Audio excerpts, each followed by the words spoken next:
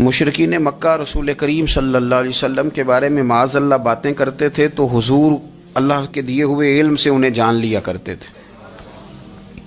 ایک دن وہ باتیں کر رہے تھے تو باتیں کرتے کرتے نا مشرکین مکہ نے عجیب بات کر دی، نادان تھے نا، جانتے نہیں تھے، عجیب بات کر دی، کہنے لگے آہستہ بولو کہیں محمد صلی اللہ علیہ وسلم کا رب سن نہ لے، آہستہ بولو، اونچی بات نہ کرو، کہیں مصطفیٰ کریم علیہ السلام کا خدا سن نہ لے۔ تو اللہ نے آیت نازل کر دی، فرمایا نادانو وَأَسِرُّوا قَوْلَكُمْ، ابھی جہارو بھی، آہستہ بولو یا اونچا بولو۔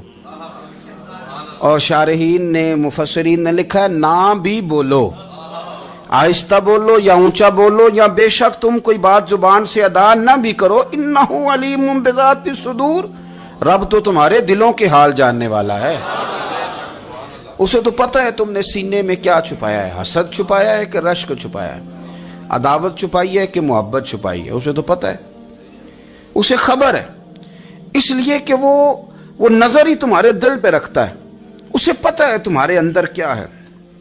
ہم لوگوں نے نا اپنی سارے معاملات دنیا داروں سے، لوگوں سے، یاروں سے، دوستوں سے وابستہ کر لیے۔ ہمیں تعریف بھی بندوں سے چاہیے،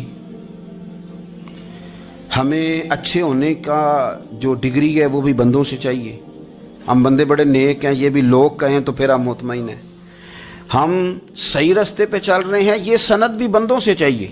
ہر بات پر اعتماد خلق، ہر وقت لوگوں پر ہی دھیان، لوگوں پر ہی توجہ، لوگوں کے معاملات ہی ڈسکس کرنا، بھئی یہ تو تیرے ذمہ ہی نہیں، تجھے تو کہا گیا ہے کہ وَمَن يَتَوَکَّلْ عَلَى اللَّهِ، تو اپنے رب کی ذات پر بھروسہ کر، فَهُوَ حَسْبُهُ، وہ تیرے لیے دنیا میں بھی کافی ہو جائے گا، آخرت میں بھی کافی ہو جائے گا، وہ تیرے لیے کافی ہے تیرا رب رسول۔ تو اللہ رسول کی جانب توجہ کر، ہماری ساری معاملات بندوں کے ساتھ مطلب فلانے کو کیا مل رہا ہے، فلانا کدھر جا رہا ہے، فلانے کے پیسوں پہ میرا کتنا حق ہے، فلانا آگے نکل گیا، فلاں پیچھے رہ گیا، فلاں نے محبت سے نہیں دیکھا، فلاں نے یہ کر دیا، آپ ساتھ چھوڑیں۔ یہ تو ہر وقت تو ذکر آپ کو اللہ کا کرنا تھا، یا ایھا الذین آمنوا اذکروا اللہ ذکرا کثیرا وسبحوہ بکرۃ واسیلا، یہ جو آپ ہر وقت بندے کر رہے ہیں یہ تو آپ کو حکم ہی نہیں ہے، آپ نے تو ہر وقت اللہ اللہ کرنی تھی، تو جو کام کرنے کا تھا وہ چھوڑ دیا، جو نہیں کرنا چاہیے تھا اس پہ بحث شروع کر دی، پھر دل کے اندر مد و جزر خراب ہوتے ہیں، قلبی واردات بگڑ جاتی ہے، حسد پیدا ہوتا ہے، انسان کو لالچ پیدا ہوتا ہے، انسان حریص ہو جاتا ہے، انسان لوگوں سے عداوتیں پال لیتا ہے۔ کبھی ایسا کام نہ کرے۔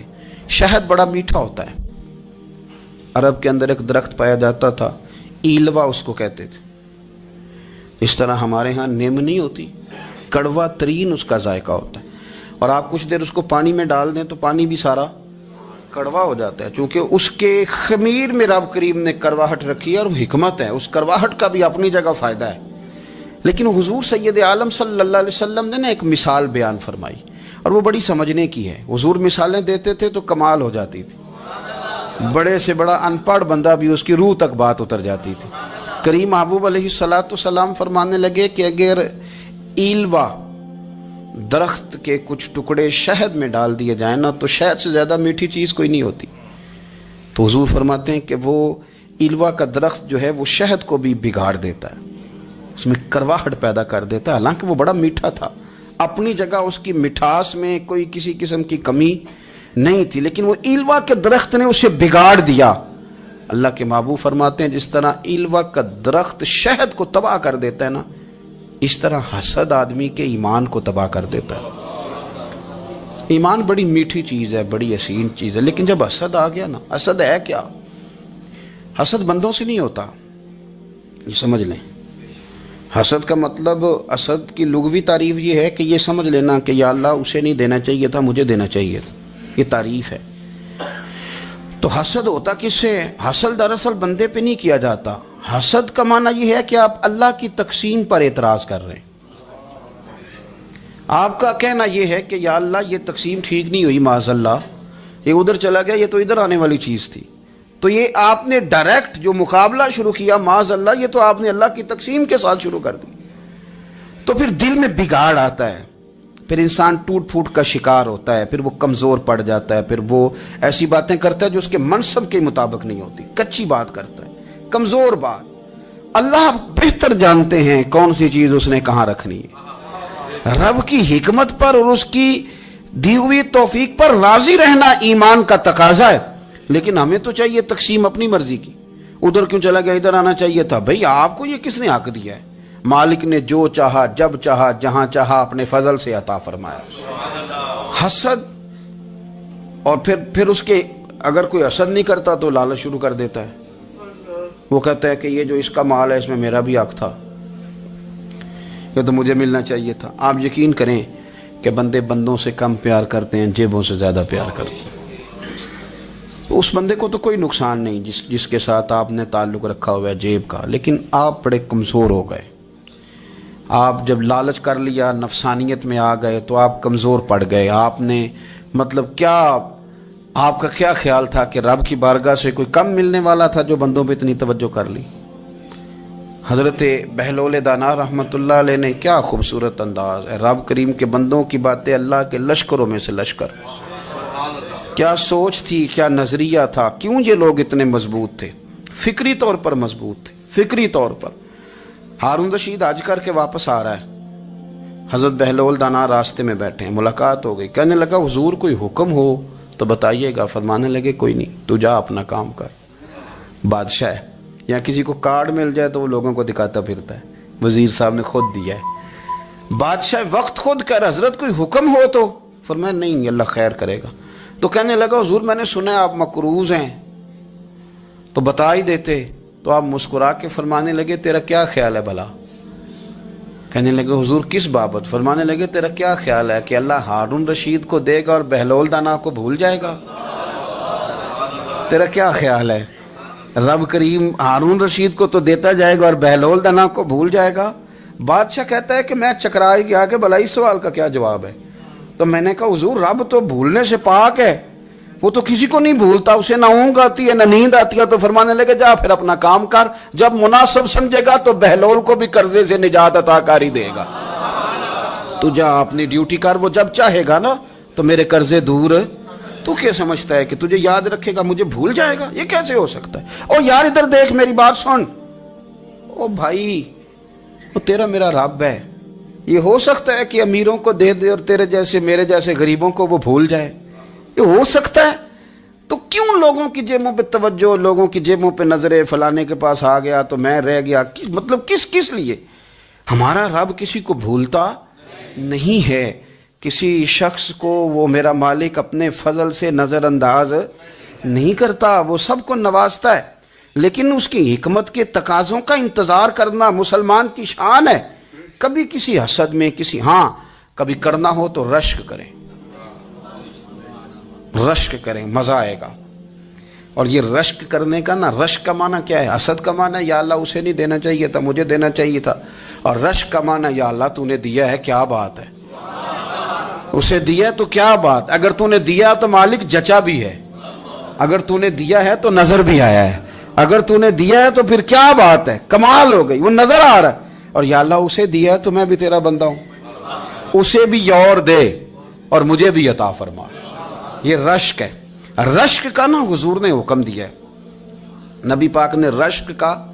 ہمارا یہ مسئلہ ہے کہ ہم نا جو کرنے والا کام ہے وہ نہیں کرتے، رشک کریں۔ بخاری مسلم میں حدیث ہے، نبی پاک صلی اللہ علیہ وسلم نے فرمایا 2 بندوں پر رشک کرو۔ کہو کیا بات؟ رشک کرو 2 بندوں۔ یا رسول اللہ کون کون سے؟ فرمایا ایک وہ مالدار جسے اللہ دولت دے اور وہ صبح بھی رب کے رستے میں خیرات کرے اور شام بھی رب کے رستے میں خیرات کرے، یہ قابل رشک ہے۔ کہو تیری کیا بات ہے بھائی، کیا تجھے اللہ نے نوازا ہے، اور اس پر رشک کرو کو یا اللہ اسے اور دے تاکہ یہ تیرے بندوں پہ اور اثار کرے اور تیرے بندوں پہ سخاوت کرے، اور اللہ اس کے تفعیل تصدق ہمیں بھی عطا فرما۔ اور حضور فرماتے ہیں ایک مالدار پر جو صبح و شام سخاوت کرے، اور ایک اس عالم پر جسے اللہ قرآن کا علم دے، وہ صبح بھی لوگوں کو قرآن مجید کے ترجمے، تفسیریں، قرآن کے درس سکھائے، اور شام بھی لوگوں کو قرآن مجید کے درس عطا فرمائے۔ اس پر رشک کرو، کہو کیا بات ہے یار تیری، تجھے اللہ نے کتنا نوازا۔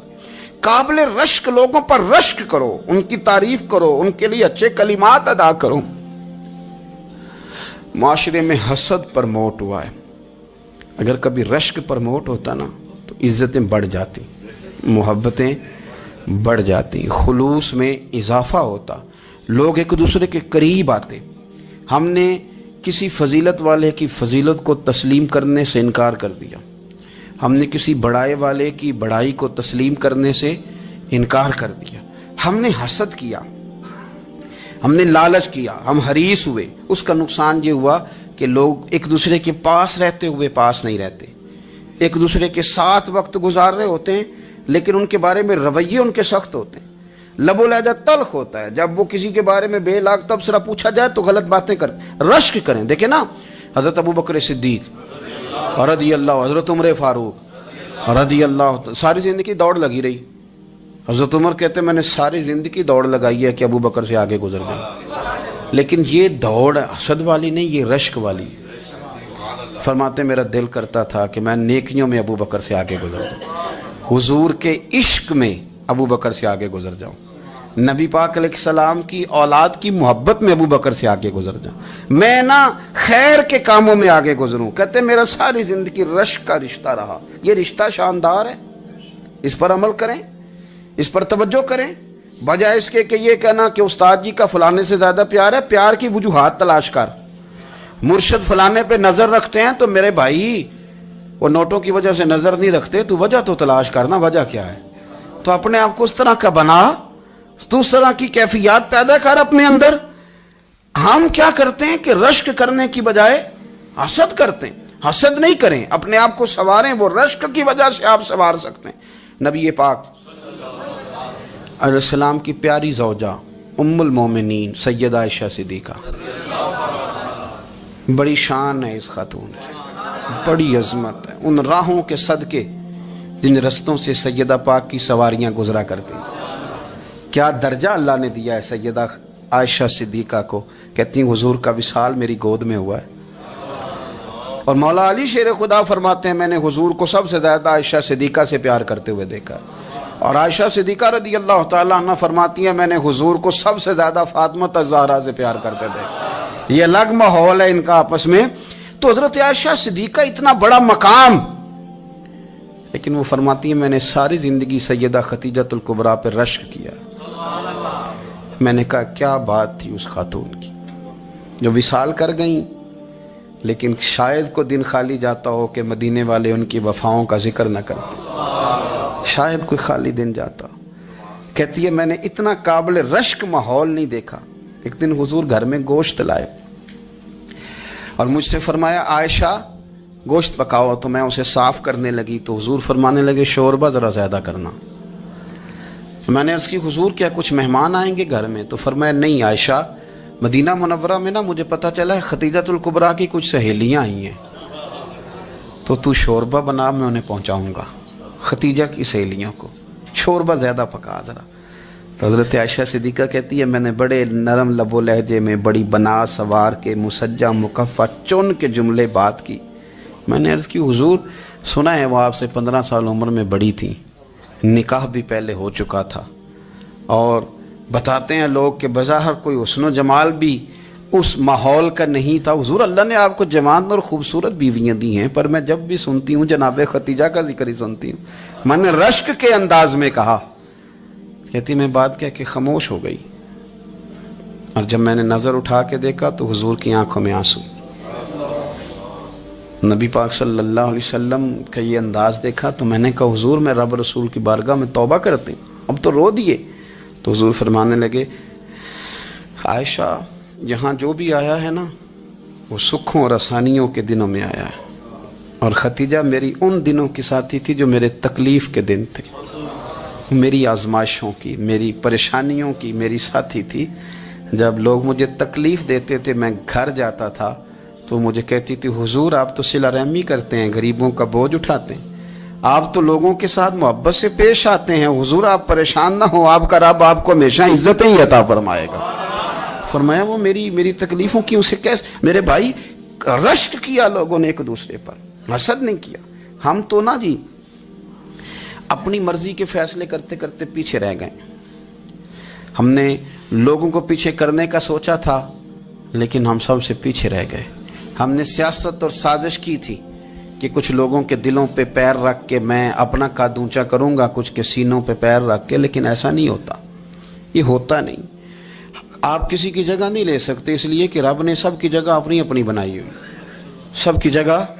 ہاں ایسا ضرور ہوتا ہے کہ کئی دفعہ نا ہم اپنے مقام کو گرا لیتے ہیں. وہ کسی نے کہا تھا کہ ایسا نہیں کہ تیری جگہ کوئی اور آ گیا, لیکن تیرا مقام بھی اب تیرا نہیں رہا. ہوتا یہ ہے کہ ہم نہ گرا لیتے ہیں اپنے آپ کو. اگر ہم رشک کا ماحول پیدا کریں, رشک کا, اور ہم کہیں کہ کیا بات ہے, میں بھی سفر کروں گا, اس جانب جاؤں گا, بجائے یہ کہنا کہ فلاں آدمی بڑا آگے نکل گیا ہے, یہ کر کے نکل گیا ہے, وہ کر کے نکل گیا ہے, یہ کہنا کہ یار میں بھی رب کریم کی اس مدد کو تلاش کرتا ہوں جس کی برکت سے اللہ نے اس پر فضل فرمایا ہے. امام غزالی فرماتے ہیں 3 لوگوں میں حسد زیادہ ہوتا ہے, بغض زیادہ پیدا کر لیتے ہیں. اب چونکہ مضمون ہے تو ساری بات کھول کے ہی کرنی پڑے گی نا. فرماتے ہیں 3 لوگوں میں حسد, بڑے عہدے والوں میں حسد زیادہ ہوتا ہے. یعنی صوبائی وزیر کہتا ہے کہ حق میرا ویسے وفاقی وزیر کا تھا, اور وفاقی وزیر کہتا ہے کہ جتنا میرا تجربہ ہے نا مجھے بنایا وزیر اعظم ہی جاتا تو بات ٹھیک تھی. حسد زیادہ, بڑے عہدوں والوں میں حسد. اور امام غزالی فرماتے ہیں مالداروں میں حسد زیادہ ہوتا ہے. غریب نے غریب سے کیا جلنا ہے, جلنے کو شے ہی کوئی نہیں, کس سے جلیں گے. تو غریب تو بیچارہ 4 روٹیاں ہوتی ہیں تو کہتا ہے چلو ٹھیک ہے آ جاؤ, دونوں مل کے بیٹھ جاتے ہیں. غریبوں کے دوست بھی غریب. امیر حسد کرتے ہیں, وہ سودے پہ سودا کرتے ہیں, وہ ایک دوسرے کی کمزوریاں بیان کرتے ہیں. میں نے گاہکوں کو نفع لیتے دیکھا ہے, فلانے سے مال لیتے تھے جی اس نے بڑا تنگ کیا, تو کہتا ہے اسی طرح کا تو مجھ سے خریدا کر. لوگ استعمال کر جاتے ہیں. وجہ بیچ میں کیا ہوتی ہے؟ حسد, عداوت, خرابی ہوتی. اور تیسری بات امام غزالی نے شاید میرے لیے کہی ہے. امام غزالی فرماتے ہیں علماء میں حسد بڑا ہوتا ہے, عہدیداروں میں, مالداروں میں, اور علم والے لوگوں میں. وہ بھی اللہ کی تقسیم پر راضی نہیں ہوتے, چونکہ وہ سمجھتے ہیں مجھے یہ لفظ آتے ہیں, میری قابلیت زیادہ ہے, میں زیادہ پڑھا لکھا ہوں, تو یہ منصب بھی میرا تھا, یہ کام بھی میرا تھا, یہ بھی میرے پاس ہونی چاہیے. ایسا نہیں ہوتا, یہ تو رب کریم کی عطا ہے. میں کئی دفعہ کہہ چکا ہوں کہ کام لینے پہ آئے تو میرے جیسے بیکار آدمی سے کام لے لے, یہ اس کی عطا ہے. اب ہمیں کرنا کیا ہے؟ ہمیں اس کی تقسیم پر راضی رہنا ہے, اس کی تقسیم پر قربان جائیں. رسول پاک علیہ السلام سے صحابی نے پوچھا حضور عزت کیا ہے؟ فرمایا جو رب نے تجھے دیا اس پہ راضی ہو جا, اللہ عزت عطا کر دے گا. قناعت کر, جو اللہ نے تجھے دیا اس پر قناعت کر, اللہ تجھے عزت دے دے گا. حضور ذلت کیا ہے؟ فرمایا لوگوں سے لالچ نہ رکھنا, تو ذلیل ہو جائے گا. لالچ نہ کر. تیزی کے ساتھ پرموٹ ہوتی ہیں چیزیں, ہمیں سازش کرنی آتی ہے. ہمارا خیال ہوتا ہے کہ میں نے دوسروں کے پیسوں پہ کاروبار کرنا ہے. ہمارا خیال ہوتا ہے کہ پالٹی ڈال کے روٹی کھانی ہے. ہمارا خیال ہوتا ہے کہ کسی بندے کو کس طرح استعمال کرنا ہے. یاد رکھ لینا, کبھی بات نہ بھولنا, جو لوگوں کو استعمال کرنا چاہتا ہے وہ ساری زندگی استعمال ہوتا رہتا ہے. جو کسی شخص کو کسی مقام پر رسوا کرنا چاہتا ہے اپنی عزت بچا نہیں پاتا. جو آدمی لوگوں کو حقیر جانتا ہے اللہ اسے کبھی عزتیں عطا نہیں کرتا, وہ گڑھوں کے اندر گرتا چلا جاتا ہے. یاد رکھیں جو عزتیں دینی شروع کر دے رب اسے باعزت بنا دیتا ہے. جو پیار کرنا شروع کر دے معاشرے میں لوگ اس سے پیار کرنے لگ جاتے. جو کسی دیکھیں اگر ہم وہاں سے مانگے جہاں سے سب کو ملتا ہے تو پھر بندوں پر اتنی نظر رکھنے کی ضرورت باقی رہتی نہیں ہے. ادھر دیکھیں رشک کریں گے تو لالچ سے بھی بچیں گے, حسد سے بھی بچیں گے. بخاری مسلم میں حدیث ہے, حضرت ابو ہریرہ رضی اللہ تعالیٰ عنہ کہتے ہیں ہم حضور کی بارگاہ میں حاضر تھے تو کچھ غریب لوگ حاضر ہوئے, غربا. انہوں نے عرض کی یا رسول اللہ صلی اللہ علیہ وسلم ایک گزارش کرنے آئے. حضور نے فرمایا کہو. یا رسول اللہ امیر تو ہم سے آگے نکل گئے. حضور نے فرمایا کس بات میں؟ عرض کی حضور نمازوں میں نہیں ہم گزرنے دیتے, اتنے نفل وہ پڑھتے ہیں اتنے ہم بھی پڑھ لیں گے. صحیح بتانا صحیح.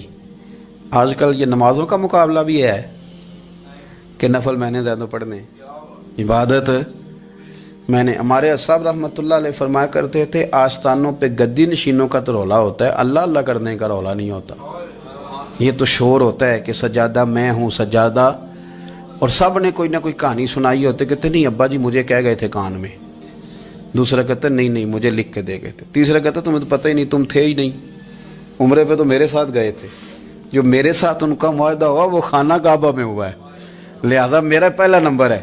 سب کے پاس کوئی نہ کوئی معاملہ ہوتا ہے، یہ سارے کام کوئی ضروری نہیں، ضروری کیا ہے کہ وہ جو کہتے تھے کرو، جس نے سب سے زیادہ کر کے دکھایا وہ زیادہ جانشین ہے، وہ زیادہ جانشین ہے جس نے زیادہ کر کے دکھایا۔ معاملہ تو یہ ہے کہ اس رستے پہ کس کس نے چلنا ہے۔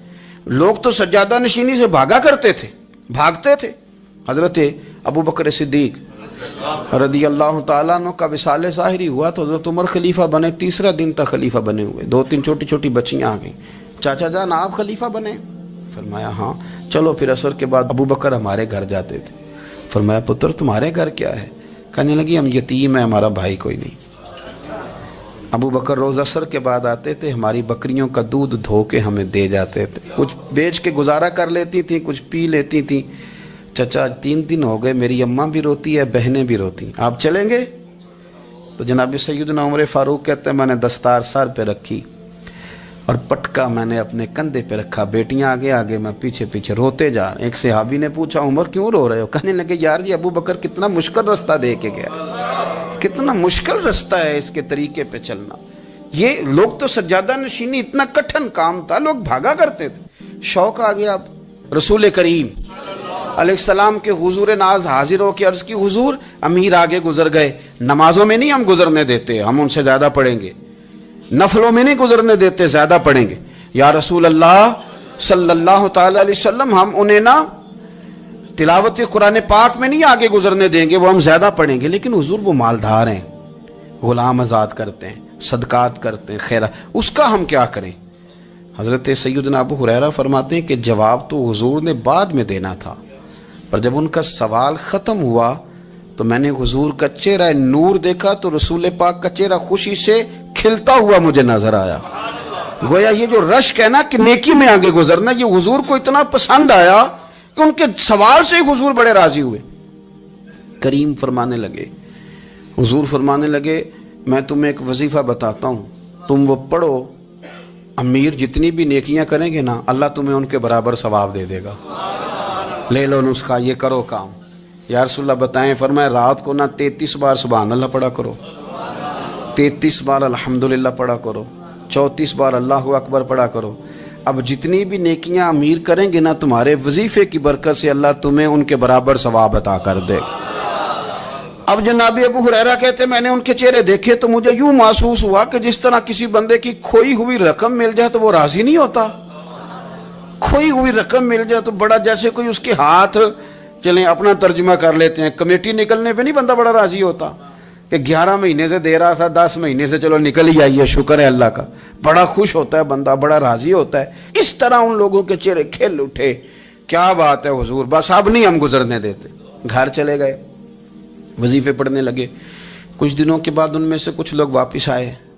حضرت ابو ہریرہ کہتے ہیں مجھے چونکہ وہ پرانی بات یاد تھی تو میں دلچسپی سے ان کا آنا جانا دیکھنے لگا۔ وہ کریم کی بارگاہ میں آ کے بیٹھے تو ان میں سے ایک شخص بڑی پریشانی کے ساتھ کہنے لگا حضور بڑی پریشانی لگ گئی۔ فرمایا کیا ہوا؟ عرض کی یا رسول اللہ صلی اللہ علیہ وسلم وہ جو آپ نے وظیفہ بتایا تھا نا، میرے کچھ پڑوسی امیر ہیں وہ تو انہوں نے بھی سن لیا ہے حضور، رات میں نے سنا ہے وہ مالدار بندہ ہے، صدقے خیرات بھی بڑے کرتا ہے، غلام بھی بڑے آزاد کرتا ہے، پر وہ بھی سوتے وقت 33 بار سبحان اللہ پڑھ رہا تھا، وہ تو اس نے بھی سن لیا حضور، وہ بات یہاں سے نکلی ہے، جانے کہاں کہاں پہنچ گیا، تو وہ بھی پڑھ رہا تھا حضور اب کیا بنے گا؟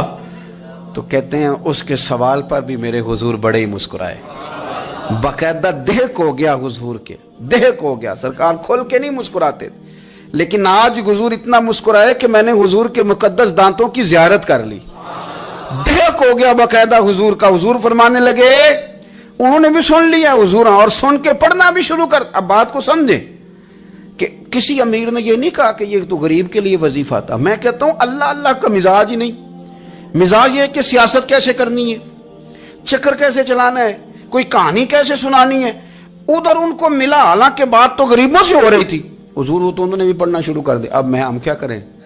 رسول کریم نے فرمایا وہ بھی پڑھ رہے ہیں، حضور پڑھ رہے ہیں، تو فرمایا ذالک فضل اللہ یؤتیہ من یشاء، भाई फिर ये तो अल्लाह का फजल है ना, वो जिसे चाहे अता करे। अब ये हुजूर ने कह दिया तो हजरत अबू हुरैरा कहते हैं मैंने पलट कर उन लोगों के चेहरे देखे, कुर्बान जाएं, मैंने फिर उनके चेहरों पर इत्मीनान देखा, मैंने सुकून देखा, इसलिए कि वो समझ गए जब रब फजल करे तो फिर फजल के मामले में अल्लाह के बंदे बहस नहीं किए करते। वो मुतमईन होके गए, कहने लगे हुजूर फिर ठीक है, अगर मालिक इस तरह तकसीम कर रहा है तो फिर हम राजी हैं अपने रब करीम की रजा पे। अपनी जिंदगी जब आप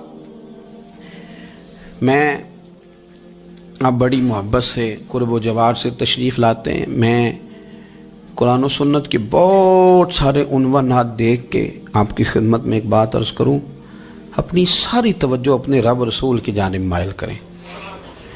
जितना आप दाएं बाएं देखेंगे ना, उतना गाड़ी के टकराने का खतरा बढ़ जाएगा, वसवसे ज़्यादा आएंगे, उलझ जाएंगे। इतना ज़्यादा दाएं बाएं ना देखें, ये क्या कर रहा है, फलाना क्या कर रहा है, फलाने का ये मामला किस तरह का था, ना ना ना, आप तवज्जो अल्लाह की जानिब रखें। देखें मेरा और मेरे रब का मामला ठीक चल रहा है, अल्लाह रसूल के साथ मेरे मामला ठीक हैं। यहाँ तो आप किसी की इस्लाह करेंगे, दावत देंगे या दुआ करेंगे, तनकीद की तो वैसे दीन में इजाज़त नहीं है। आपने यहाँ किसी की इस्लाह करनी और वो दर्द के साथ करनी, और यहाँ किसी के लिए दुआ करनी है कि या अल्लाह इस बंदे पे रहम फरमाए से बदल दे। तनकीद की और तंज की तो इजाज़त, अपना मामला रब करीम के साथ, हमारी सोचें किस तरह की हैं, हमारे अंदर माहौल किस तरह का है, वो चूँकि दिलों के हाल जानता है। और नबी पाक सल्लल्लाहु अलैहि वसल्लम ने फरमाया ना तुम्हारी जेबें देखता है ना तुम्हारे चेहरे देखता है, वो तो जब देखता है तुम्हारा दिल देखता है। इसकी कैफियत क्या है? हज़रत अनस बिन मालिक रदी अल्लाह तआला अन्हु फरमाते हैं, इस हदीस को याद रखिएगा, हाफिज़ मुंज़री ने तरगीब व तरहीब में लिखी है। फरमाते हैं कि हज़रत अनस बिन मालिक रदी अल्लाह तआला अन्हु फरमाने लगे कि एक हुजूर के एक ग़ुलाम, एक सहाबी बीमार थे, तो हुजूर ने फरमाया अंस चलो तीमारदारी करते हैं। कहते हैं हुजूर के साथ गए, नबी पाक सल्लल्लाहु अलैहि वसल्लम पहुँचे। जब हमने उस शख्स को देखा तो हज़रत अंस कहते हम परेशान हो गए, क्योंकि हमने उसे बड़ा सेहतमंद देखा था, वो कमज़ोर हो गया, वजूद पर बहुत सारा गोश्त देखा था। अब हम देख रहे हैं कि वो हड्डियाँ ही हड्डियाँ रह गई हैं, चेहरा बड़ा बारौनक था, अब कमज़ोरी हो गई। रसूल करीम तशरीफ़ ले गए और हुजूर उसकी चारपाई के सरहाने बैठे, और जब हुजूर ने अपना दस्ते मुबारक उसके बालों में रखा और नबी पाक ने दस्ते शफ़क़त फेरा, तो कहते हैं उस शख्स ने आंखें खोली और हुजूर का चेहरा देखा तो उसकी खुशी की कोई इंतहा ना रही, बड़ा राज़ी हुआ, बड़ा राज़ी। और हुजूर ने उसके लिए दुआ की, उस दुआ पर भी उसे बड़ा इत्मीनान कल्ब भी नसीब हुआ। कहते हैं हुजूर अक्सर तीमारदारी फरमाते थे, पर आज ना हुजूर ने एक निराली, अनोखी और इनफरादी बात इरशाद फरमाई।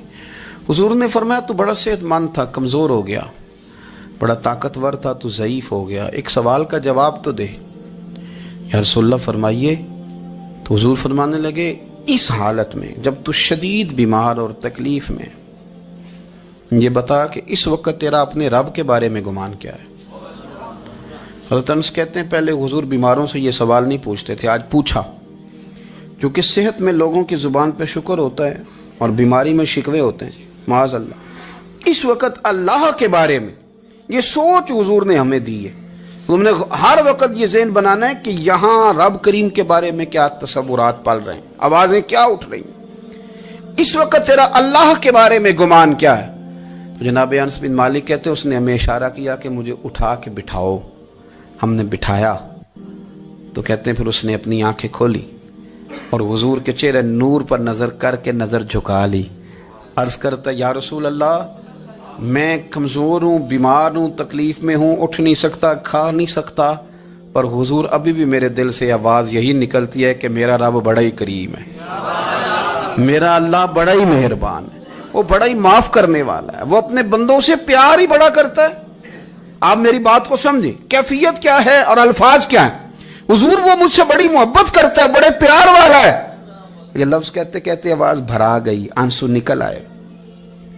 फिर उसने तकलीफ ज़्यादा महसूस की तो वो लेट गया और फिर उसने हुजूर के चेहरे नूर पे नज़र डाली, कलमा पड़ा, रूह ही परवाज कर गई। हज़रत अनस बिन मालिक फरमाते हैं हम उसके घर से निकले और जब हुजूर उसके कमरे से बाहर आए तो रसूल करीम ने पलट कर रुक कर फिर पीछे देखा और फरमाया अंस اگر کسی جنتی کی زیارت کرنی ہے تو میرے اس غلام کا چہرہ دیکھ لو. اس لیے کہ جن لوگوں کے نظریات رب کریم کے بارے میں اس طرح کے ہوں پھر ان کے خاتمے خیر کے ہوتے ہیں، پھر اللہ ان کے لیے جنت کے فیصلے فرماتا ہے. اپنے افکار میں، نظریات میں، سوچوں میں کوئی ضروری نہیں ہے کہ ہم لوگوں کو دو لفظ کہہ کے مطمئن کر لیں تو ہم خود ضمیر کے قیدی بن کے زندگی گزار دیں. یہ معاملہ ٹھیک نہیں، یہ صحیح نہیں چلتا. آپ اپنی قلبی واردات پر، قلبی خیالات اور تصورات پر کڑی نگرانی رکھیں گے. آپ دیکھیں گے کہ کہاں یہ مجھے خرابی کی طرف لے کر کے جا رہا ہے، کہاں یہ بدگمانیاں پیدا کر رہا ہے، کہاں یہ خرابیاں لا رہا ہے. یہ سختی پیدا کر دے گا، نفرتوں کو، لالچ کو، حسد کو، عداوت کو یہ بڑھا دے گا. آپ اپنے معاملات پر اپنے دل کو ہمیشہ حاضر رکھیں. اللہ اپنے محبوب کا صدقہ فضل کرے، وہ مقلب القلوب ہے تو وہ ہمارے دلوں کو اپنی طرف پھیر دے.